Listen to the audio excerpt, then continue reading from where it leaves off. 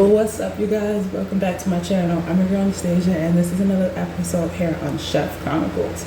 So today I am doing another episode for you guys on Cookery. Today we are going to make some nut brittle, and here is my ingredients. Unfortunately, today I am just under the weather a little bit.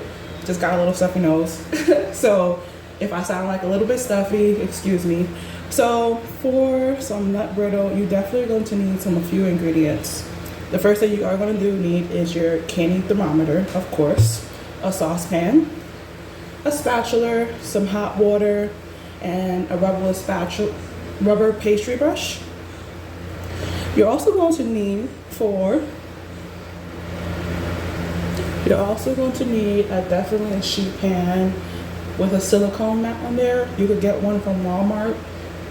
It varies between what you're looking for. Sometimes it's $6, sometimes it's $10 and more.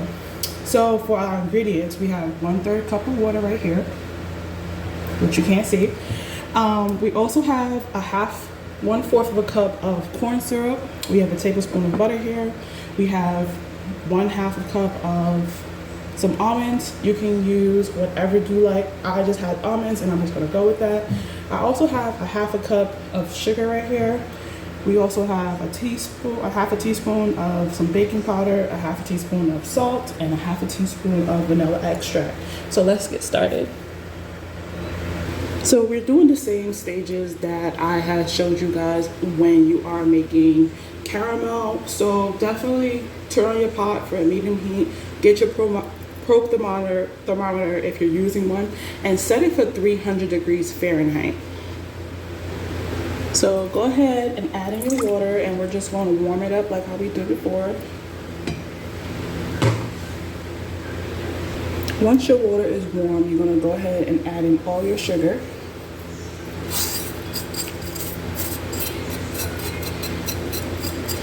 And do not stir, but you can help it settle a little bit. So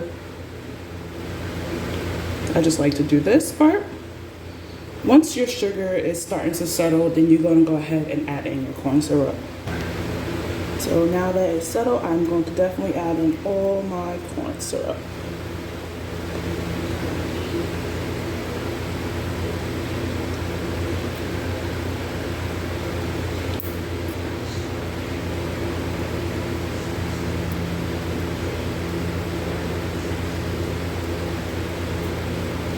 Now, once all your corn syrup is added, we're going to go ahead and do both of the methods. We're going to go ahead and use a lid to cover it for just a few seconds, for a few minutes.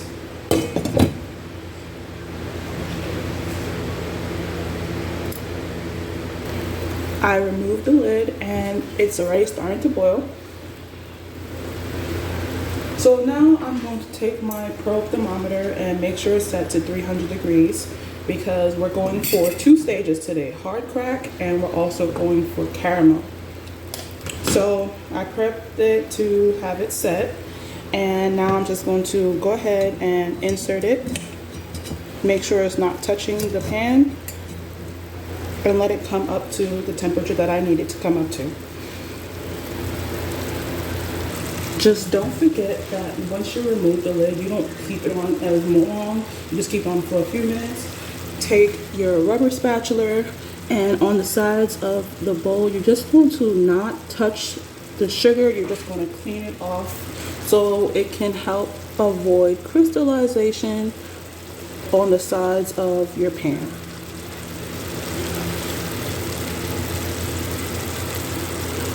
We do this so that way we don't have any crystallization in any stages that we are doing, whether it's soft ball, hard ball, firm, hard crack, soft crack, whatever you choose to go to.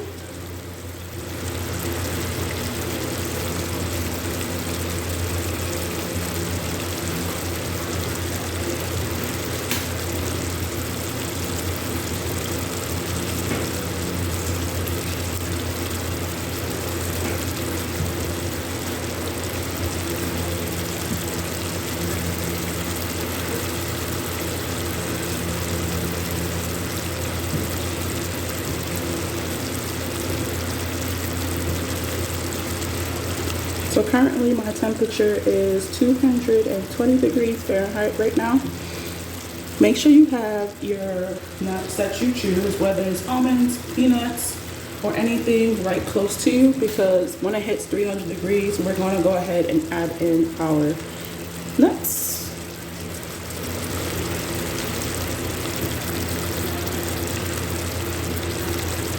So look at it. We should be we already passed the softball stage and we're currently going into a firm ball stage. Well, currently in the firm ball stage. Now, I do want to mention this, like sometimes if you don't calibrate your thermometer, whether it's a probe or a digital or just a normal one, it can give you an inaccurate reading. So to do that, we definitely in the kitchen, we literally put it in an ice bath. We boil it first and then ice it down to 34 degrees Fahrenheit. But another trick that I have learned that helped me out to know what stages I am in is grab some ice water in like a little metal bowl, whatever you choose. And if you want to know what stage you are at inside the caramel, you can literally just take a spoon, like how we did with the caramel stage. And if you're at the softball stage, it will drop down to the bottom. If you're at the hard crack stage, it will rise up to the top. That's another trick that can help you out.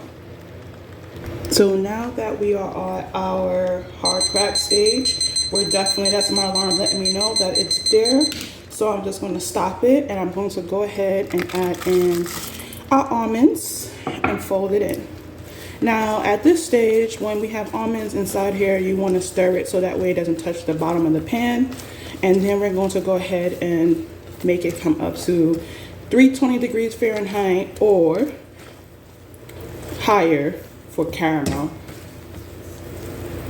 So as you can see, it is starting to get that caramel stage. We're looking for a nice golden color on our caramel. And we're at 330 degrees Fahrenheit. I'm just gonna go probably a little bit more. I just don't wanna overcook it. And as you can see, I'm just stirring it because I don't want it to burn on the bottom, like I said.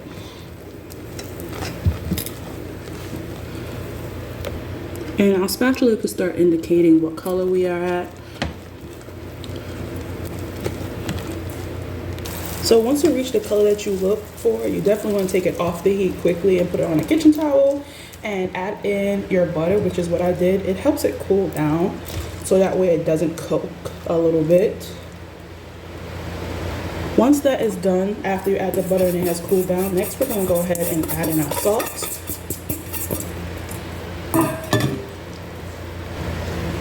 Then our baking soda.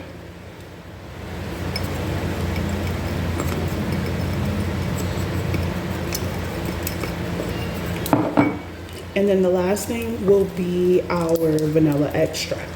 Now, I definitely recommend that you do it a little bit more under, because when you do it a little bit under, the baking soda can help receive more color.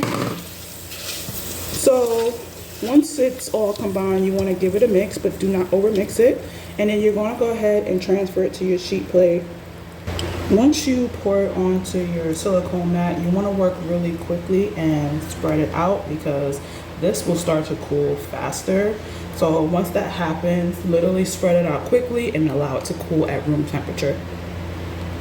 Okay, so it's been about 10 minutes and I went ahead and tidied up so that way I didn't have anything to do but just sit down and enjoy my little treat. You can tell that it is cool because now you can touch it and you can hear how hard it is.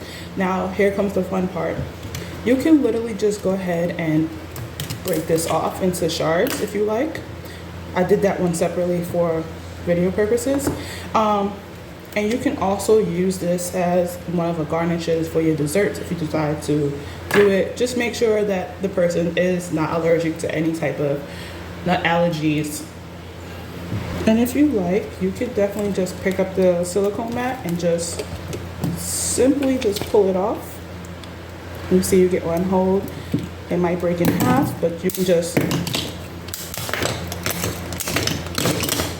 or you could take like, a hammer and just or your hand and just bang it, and it'll break up into these nice little cute pieces.